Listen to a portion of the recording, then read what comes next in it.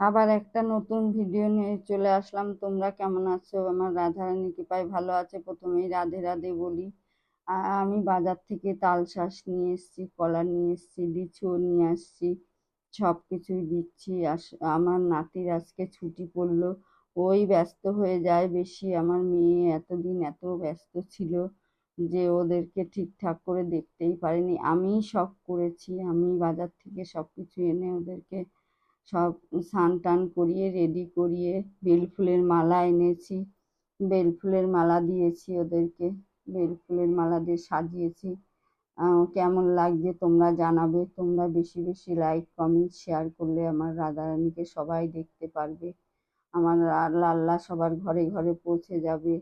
আমি এই সব কিছুই করি তোমাদের আশীর্বাদে, আমার রাধারানীর আশীর্বাদে।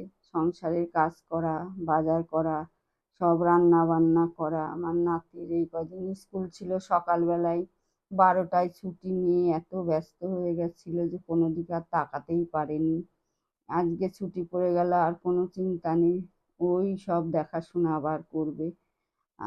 আমি এই ভিডিওটাই তোমাদের জন্য বানিয়ে দিই যে তোমরা যাতে দেখো আমার রাধারানীর কথা, আমার লাল্লাজির কথা তোমাদের কাছে পৌঁছে যাক। তোমরা বেশি বেশি করে লাইক কমেন্ট শেয়ার করে দেবে, যাতে সবাই দেখতে পারে, বারবার দেখতে পারে। তোমরা আমার রিল যেরকম দেখছো, আমার ভিডিও বেশি বেশি করে তোমরা দেখো, যাতে সবার ঘরে ঘরে পৌঁছে যায়।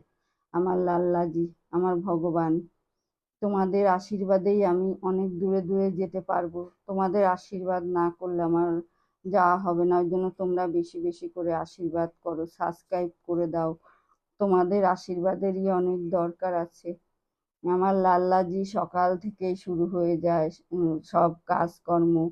সকালবেলা নাতিই দিয়ে যায় খেতে, আমি দুপুরবেলা দিই, সন্ধ্যাবেলাও আমি দিই। একদিন সন্ধ্যাবেলাটাও আপনাদেরকে দেখিয়েছি, আবার আমি দেখাবো। যতটা পারি আমি করে রেখে দিয়ে আপনাদেরকে দেখাই। নতুন বন্ধু হলে সাবস্ক্রাইব করে দেবেন। রাধে রাধে।